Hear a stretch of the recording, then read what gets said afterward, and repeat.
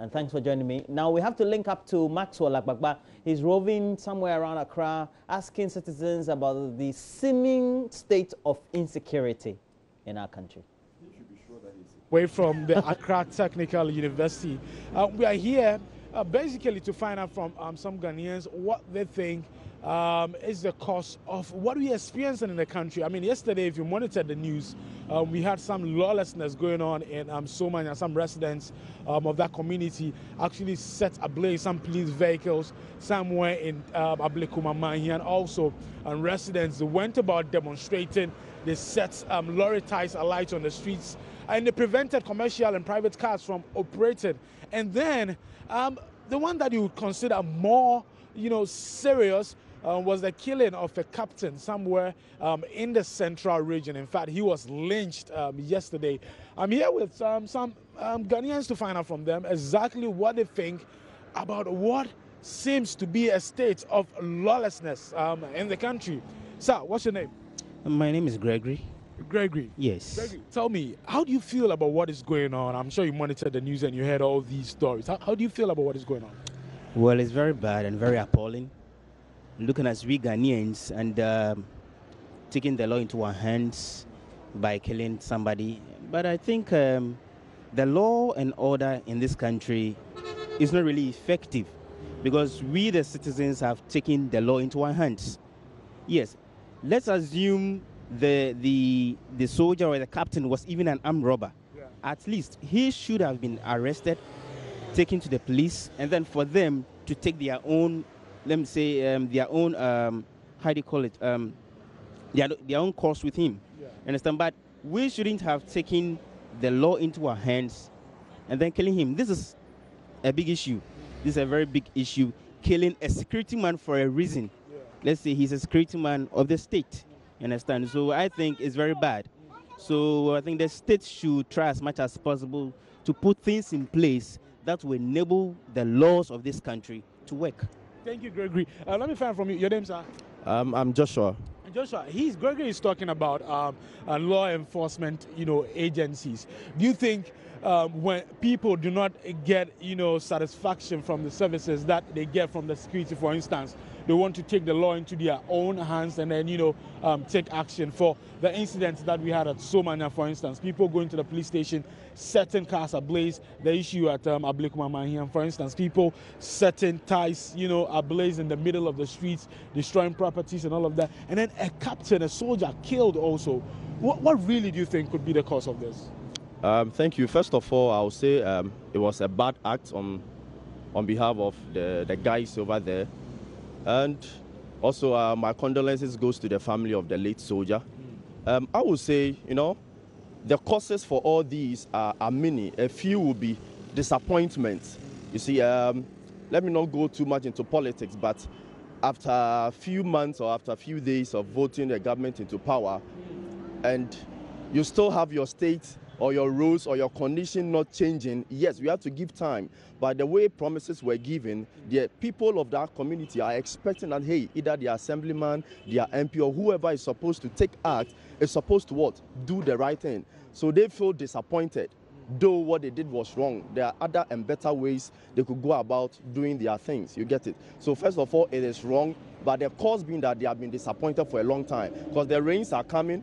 And when you don't take care, when the rains come in their bad state, their vehicles may just get spoiled and a whole lot of negative things may happen to them. Also, with the soldier being killed, the cause could be, yes, they might have experienced a lot of attacks in the community. Okay, so the mistake they did was they were quick to decide.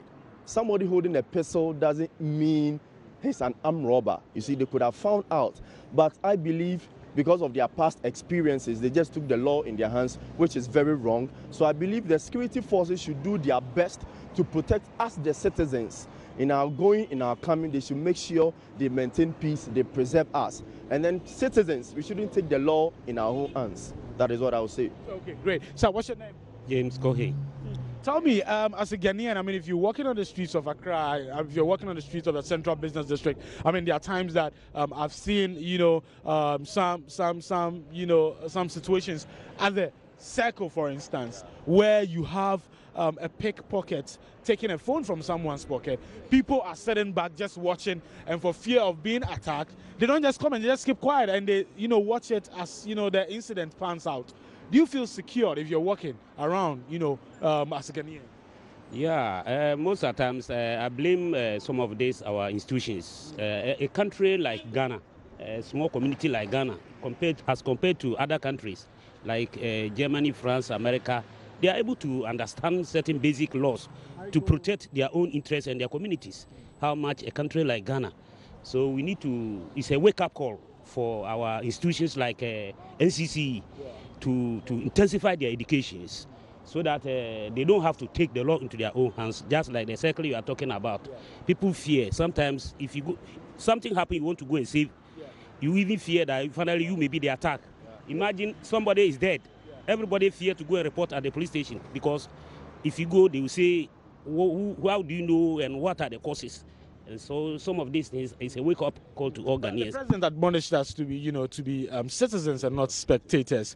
So even for the incident that happened in the central region, for instance, I'm sure there are some community people who could have, stopped their others from lynching the military man. Yeah, the president has said this rightly. In fact, he said the day I heard him on this issue, I was very happy, because it's a wake-up call to all Ghanaians to be bold and be vigilant, not to sit aside and criticize.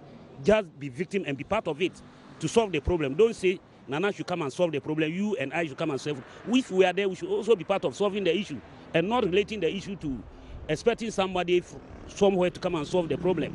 You see, this is a problem for we Ghanaians. So I'm appealing to the security agencies. It's rather unfortunate that Sojaman is killed in this manner. But in future, let's put things that will forestall some of these things, attack, and then we look forward to solve these issues. So by inference, by being a citizen and not a spectator, like yesterday, for instance, the action that took place at the Somania police station, where some community people actually set some cars ablaze. By being a citizen, you can prevent, your other community people, your other residents from taking that action by burning down, the vehicles belonging to the police. And also the situation in the central region where a policeman was killed. If you are a member of that community, you could have prevented the others from taking that action. And then the issue also at Ablikumamani, and also you could have prevented the others from setting the cars ablaze and, destroying properties. What we are saying is really true. This thing happened this thing happened long time. No, normally when there are community ethnic clashes, they take law into their hands, burn government property, police station, policemen are victims, and they are to solve the problem for us. So this thing is a wake-up call for us to, to the state institutions to make laws that whoever destroys state property will be victimized. Thank you very much. Find out from you, what do you think, finally, what do you think is the way forward? What can we do to change what is gradually becoming the status quo per what we witnessed yesterday? How do you think we can get out of this current state of lawlessness? I think we should not put the laws into our hands. Yes, we have, how do you call it? We have people who have all these things, who are supposed to take these things in place, or who have control over these things. So if there is any case like this, we should just link it to the authorities, those who have the better hands to take care of it. We shouldn't take the laws into our hands. Okay. What's the way forward, Joshua? All right. I would say the agents of socialization in society should up their games. Okay. That is the schools, the basic family. Charity begins at home. And me standing here, there's no way I will involve myself in certain activity because of the training I've given from home. And then the religious institutions, we have churches, we have mosques, we have a lot of religious bodies. They should go ahead and continually teaching the truth to the people. You get in every community, we also have opinion leaders. Okay, an individual may not be able to prevent a crowd, but an opinion leader who is respected in the community can talk to the youth of that community, and then they may avoid certain things. So I believe the agents, and then the agencies of socialization, the family, the schools, the churches, and then the police. The police force should do their best. They should keep protecting us, and then all agencies that should come to play should just beef up their game and then help us, the citizens. Okay. Your final words? The way forward is like it's like this Galamsey issue that erupted just of late. Yeah. That all the stakeholders, pastors, the journalists, you especially, you did well by proclaiming the message that Galamsey is no good, and it's like all the stakeholders involved, the police, army, whoever. In fact, even an ordinary man on the street who even confirmed that Galamsey is no good. So we should all be involved and be part of educating the people, not only investing the power into maybe a particular institution. Okay. Thank you very much. Remember, you have a role to play in making our society law-abiding. I also have a role to play in making our society law-abiding. As always, and as President Akufo-Addo said during his inauguration, remember to be a citizen, not a spectator. My name is Maxwell Agbagba from the streets of Accra. I am a citizen.